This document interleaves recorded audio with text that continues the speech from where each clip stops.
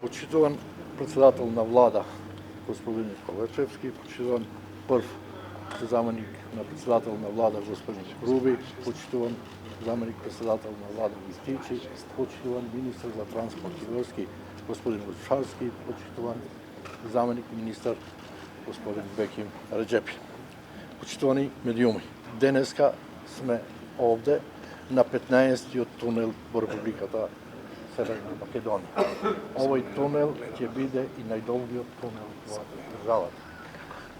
Веќе се пробиени и двете цевки, веќе прибавната и секундарна конструкција е завршена, се работи на тампонски слој и на асфалтерските работи. Десната цевка е 1994,5 метри должина на десната цевка, на левата цевка, каде што сме ние сега, 2015,5 метри, што значи дека вкупна должина на овој тунел е 4010 метри. Мора да признавам дека овој тунел веќе ќе биде еден од најсовремените тунели во државата, бидејќи ќе има и команден центар и сите системи кои се според европските и светските стандарди.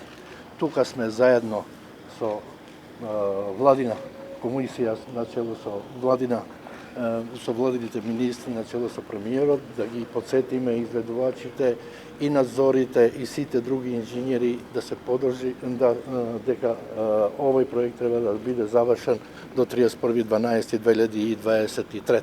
И јас како директор сум во секојдневна комуникација и со главниот надзор на овој проект, што е многу битен, но можем да тврдам од тука дека веќе се гледа и крајот на овој проект, што е многу значаен за Република Северна Македонија.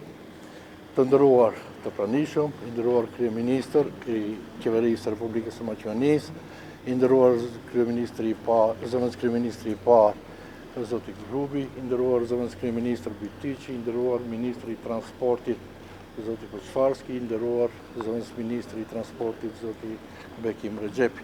Кту jemi në tunelin e 15 të ndërtuar në Republikën e Maqedonisë së Veriut, i cili si që shifni se konstruksioni primar dhe i sekundar veç ka mbaruar, tani po ushtrohet në tamponimin e zallit dhe në punë të asfaltit, që pas saj do të fillojnë edhe me elektrifikimin, me sistemin e ventilacionit dhe të gjitha sistemet tjera që janë shumë të rëndësishëm për një tunel dhe për sigurinë e komunikacionit në këtë tunel.